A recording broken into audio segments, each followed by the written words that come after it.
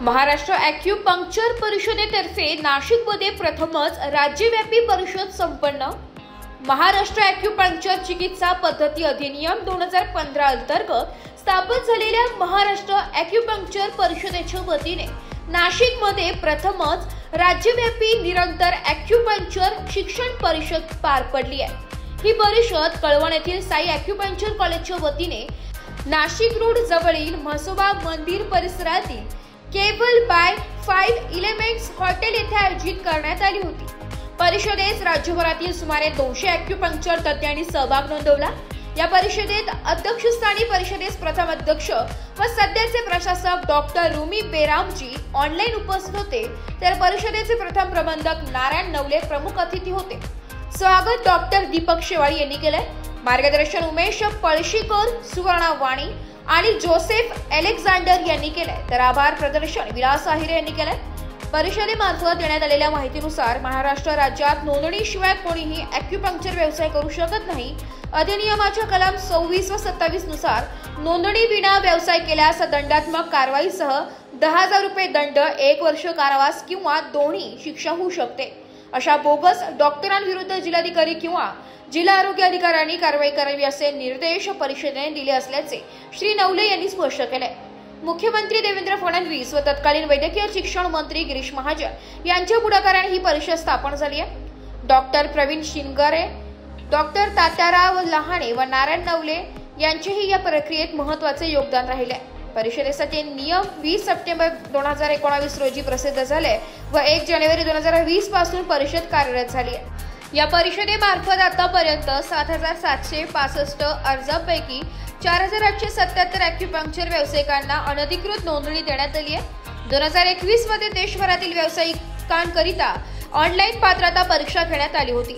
यामध्ये पात्र ठरलेल्या 5,810 अर्जदारांची प्रमाणपत्रे पडताळणीसाठी मुंबईतील जे रुग्णालयात तपासण्यात आली। या परिषदेमार्फत देशात प्रथमच ॲक्युपंक्चर पदविका अभ्यासक्रम 2024-25 पासून सुरू करण्यात आला आहे। आज घडीला राज्यातील 14 अधिकृत संस्थांमध्ये हा अभ्यासक्रम सुरू असून नुकतेच प्रथम वर्षाच्या सत्र परीक्षा 16 ते 20 जून 2025 दरम्यान पार पडलाय। या परीक्षेचा निकाल दिनांक 1 ऑगस्ट रोजी जाहीर झालाय। या अभ्यासक्रमासाठी कोणत्याही फॅकल्टीतील 12वी उत्तीर्ण विद्यार्थ्यांना प्रवेश घेण्याची संधी असून स्वावलंबन आणि स्वयंरोजगाराच्या दृष्टीने ही सुवर्ण संधी असल्याचे प्रबंधक नारायण नवले यांनी सांगितले। नव्या शैक्षणिक वर्ष 2025-26 साठी प्रवेश प्रक्रिया ही सुरू झाली आहे। नमस्कार, मी नारायण नवले। महाराष्ट्र ॲक्युपंक्चर परिषद ही जी नव्याने महाराष्ट्र शासनाने सुरू केलेली परिषद आहे, या परिषदेचा मी प्रथम रजिस्ट्रार आहेत, प्रबंधक आहेत। आज महाराष्ट्र शासनाने जी परिषद सुरू केली आहे, महाराष्ट्र ॲक्युपंक्चर परिषद, त्या परिषदेमार्फत आम्ही ॲक्युपंक्चरिस्टनाचे ज्ञान वाढवण्यासाठी जे निरंतर शिक्षण कार्यक्रम सुरू केला आहे आणि त्याच्यासाठी ज्या केंद्रांना आम्ही मान्यता दिली आहे, त्या केंद्रापैकी एक जे कळवणचं केंद्र आहे,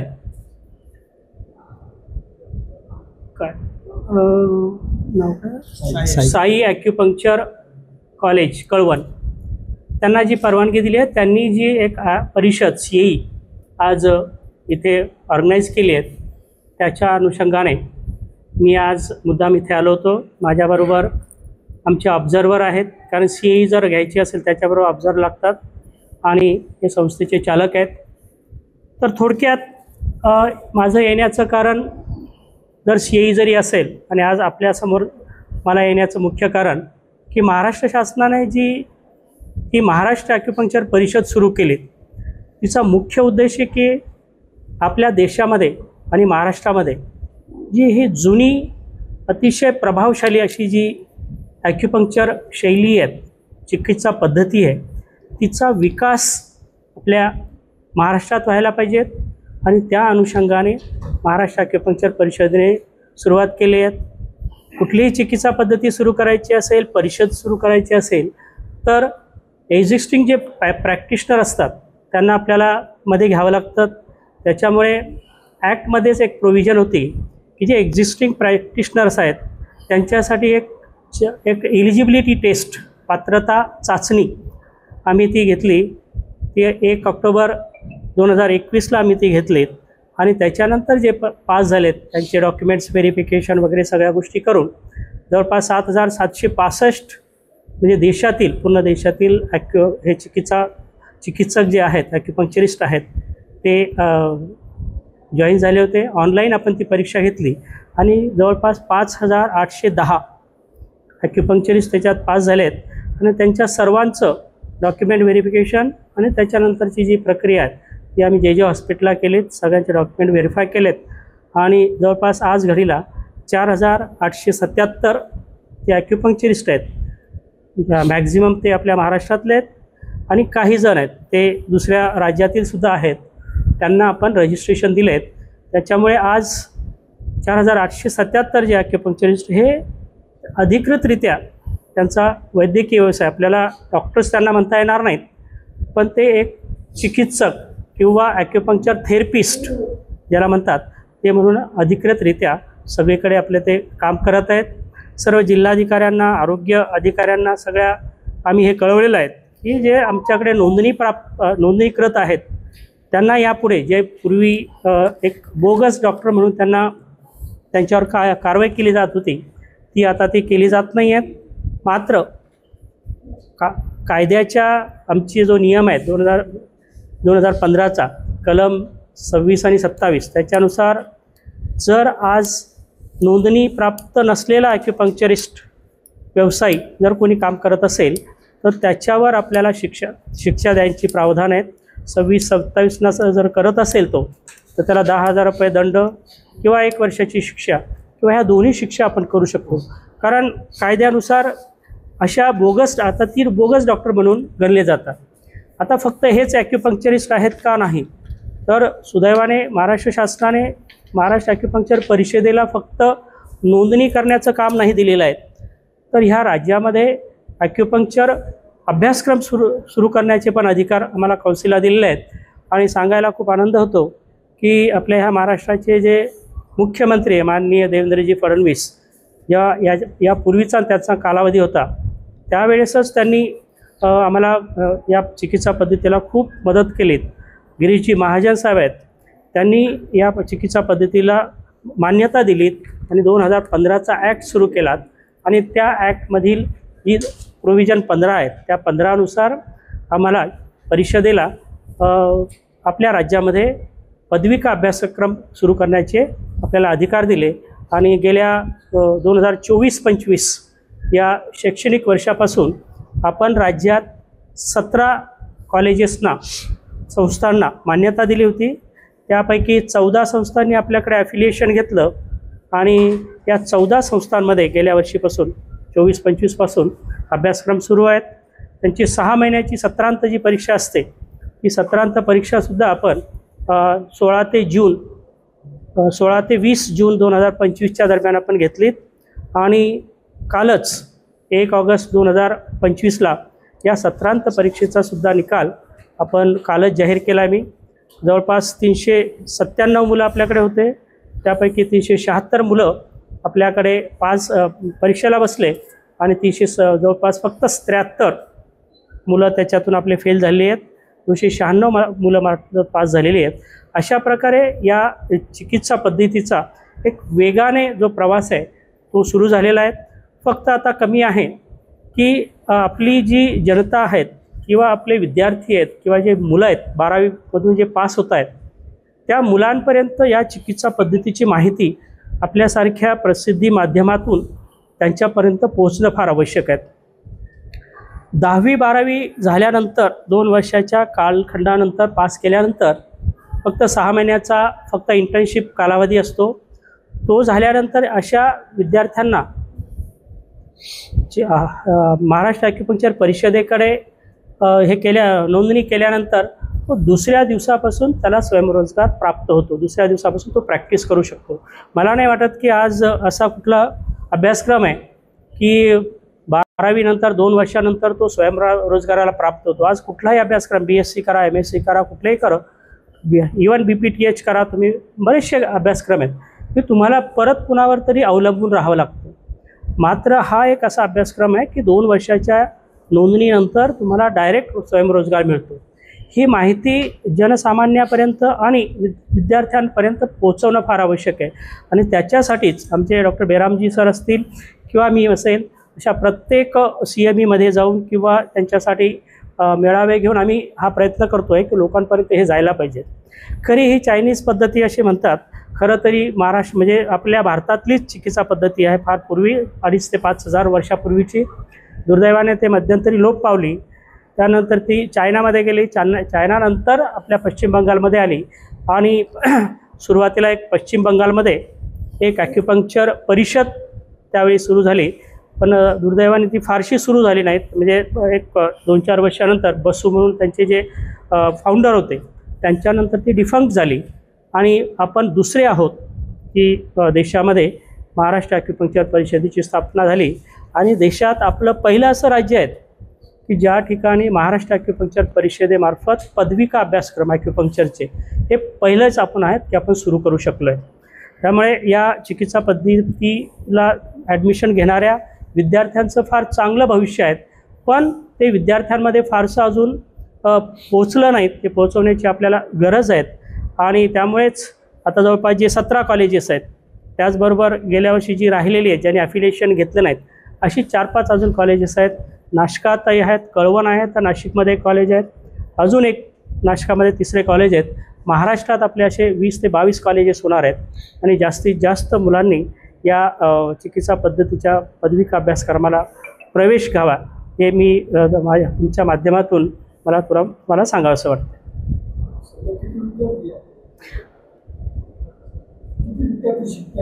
आता आपल्याकडे मी सांगितलं तसं 423 मुलांनी 2024-25मध्ये आपल्याकडे ॲडमिशन घेतलं होतं 14 कॉलेजेसमध्ये.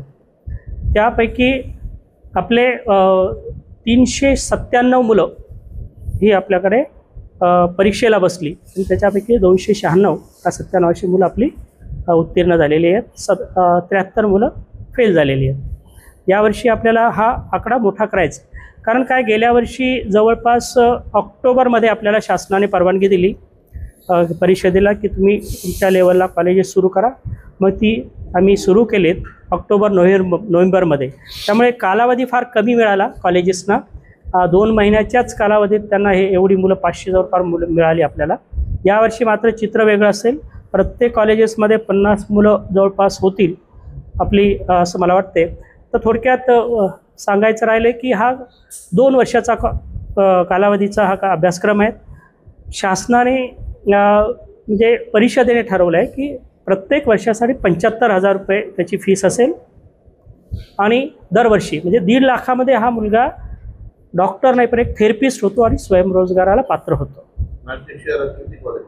नाशिक शहरामध्ये सध्या एकच कळवणमध्ये कॉलेज आहे.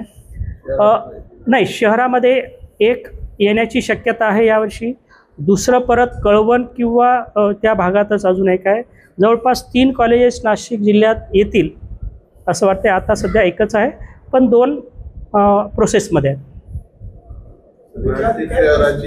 लोकसंख्या धरली तर 15 ते 20 लाख आहे. अगदी बरोबर सर. म्हणजे नाशिक उपभाग आहे, राईट. शहर वेगळं आहे. हा पेन अँड पॅरालिसिस एवढ्यापुरतंच ॲक्युपंक्चर मर्यादित म्हटलं जातं. म्हणजे बऱ्याचशा लोकांचा विचार असा असतो की काहीतरी दुखतंय, पेन असेल तर ॲक्युपंक्चर करा किंवा पॅरालिसिस असेल तर ॲक्युपंक्चर करा. पण ॲक्युपंक्चर जसं सरांनी सांगितलं आपल्याला की ॲक्युपंक्चर ही 5,000 वर्षापेक्षा जुनी चिकित्सा पद्धती आहे आणि तिला अतिशय चांगला असा हिस्ट्री आहे. त्याच्यामध्ये बरेचसे सिस्टमिक डिसऑर्डरसुद्धा चांगल्या पद्धतीने रिझल्ट मिळू शकतात आणि ते सुद्धा ड्रग फ्री. कुठल्याही प्रकारचे मेडिसिन हे दिले जात नाही आणि बऱ्याचशा केसेसमध्ये आम्ही बघितलेलं आहे तर मेडिसिन जे आहे ते हळूहळू बंद होऊन जातात. अशी ही उपचार पद्धती आहे की ज्याच्यामध्ये केमिकल फ्री आणि फक्त नीडल लावून आपण उपचार करत असतो. अनेक आजार आहेत. जवळपास 120 देशांमध्ये, त्याच्यापेक्षा जास्त देशांमध्ये ही मुख्य चिकित्सा पद्धती म्हणून वापरली जाते. दुर्दैवाने आपल्याकडे अजून त्याचा प्रसार झाला नाही. हो, नाही, आपला हा एक हे गैरसमज आहेत की जुनाट रोग किंवा पॅरालिसिस याच्यासाठी चालतो. जवळपास 120 पेक्षा मला वाटतं 100पेक्षा जास्त आजार आहेत. हा फक्त आपण कोणीतरी सुरू केला असं नाही आहेत. वर्ल्ड हेल्थ ऑर्गनायझेशन जी आहेत, जागतिक आरोग्य संघटना, त्या संघटनेने मान्यता दिलेला हा कोर्स आहे आणि जवळपास 120 देशांमध्ये त्याला WHO ने मान्यता दिलेली आहे. म्हणजे कुठंतरी कोणीतरी चालू केला आहे आणि तो महाराष्ट्राने सुरू केला असं नाही. जागतिक आरोग्य संघटनेने दिलेला आहे. आपला जो ॲक्ट आहे, जर तुम्ही गेलात आमच्या वेबसाईटवर, ॲक्ट आम्ही टाकलेला आहे. त्या ॲक्टमध्ये जेव्हा ॲक्ट तयार केला त्याच्यात गाईडलाईन्स द्यायचे ॲज पर WHO गाईडलाईन्स. म्हणजे WHO गाईडलाईन्स ज्या दिलेल्या आहेत त्याच्यानुसार हा आपला अभ्यासक्रम सुरू करण्यात आलेला आहे. त्याला बेस आहेत. आता काही जास्ती रोगाचे प्रॉब्लेम असतात आणि थेरपी करतात. राईट. तुमच्याशी संलग्न आहे? नाही, खूप चांगला प्रश्न आहे हा. बघा, 2 गोष्टी आहेत. ॲलोपॅथीचे उपचार वेगळे आणि आपल्या ॲक्युपंक्चरचे वेगळे आहेत. असंख्य रुग्ण असे आहेत की जे ॲक्युपंक्चरनी चांगले झालेत की ज्यांना स्लीप डिस्कचे ऑपरेशन करा, तुमच्या गुडघ्याचे ऑपरेशन्स करा, हे तुमचं पूर्णपणे टाळलेलं आहे. त्याच्यामुळे अतिशय चांगली चिकित्सा पद्धती आहे ही. तुम्ही जे म्हणतात की ते आपल्याशी निगडीत आहेत का, ॲलोपॅथी किंवा तुमचे जे दुसऱ्या पॅथीवाले जर समजा तुमचे हे उपचार करत असतील तर ते त्यांच्या पद्धतीने करतील. पण जर एखादा व्यक्ती, एखादा डॉक्टर आहेत आणि तो डॉक्टर जर ॲक्युपंक्चरची हे वापरत असेल तर त्याला आमच्या परिषदेशी नोंदणी करणं आवश्यक आहे. बरेचदा काय होतं सामान्यातल्या सामान्य माणसापर्यंत हे पोहोचलं पाहिजे. त्यामुळे तुम्ही आज बाहेर जाल तेव्हा आमचा हा निरोप पोहोचवा, की सगळ्या घरातल्या मुलांना एनकरेज आम्ही करतो की तुम्ही या आमच्याकडे शिकायला या. आणि बघा, 2 वर्षामध्ये पदविका तुम्हाला मिळती आहे. 1.5 लाख ही काही खूप फी नाही आहे आणि 1.5 लाख ते तुम्ही फी भरल्यानंतर 2 वर्षातच तुम्ही तुमचं स्किल असं निर्माण केलं की लगेच तुम्हाला रोजगाराची संधी आहे. तर त्याच्यामुळे तुमचं लगेचच इन्कम जनरेट होतं. त्यामुळे आमचा उद्देशच खरा हा आहे की त्यातला खूप पैसा मिळाला म्हणजे शिक्षण असं नाही आहे, तर सामान्यांना ते परवडेल असं शिक्षण आहे. किंबहुना ॲक्युपंक्चर ट्रीटमेंट मुळातच कॉस्ट इफेक्टिव्ह आहे, कारण त्याच्यात काही औषधं नाही आहेत. त्यामुळे तुम्ही एकदा ती सुई आणि ती कुठं टोचायची हे तुम्हाला कळलं म्हणजे त्या विद्यार्थ्यांनी ते शिकलं की त्यानंतर ते सगळं आहे ते सगळं मग इन्कमच आहे. त्यामुळे हा उद्देशच आमचा सफल होतो.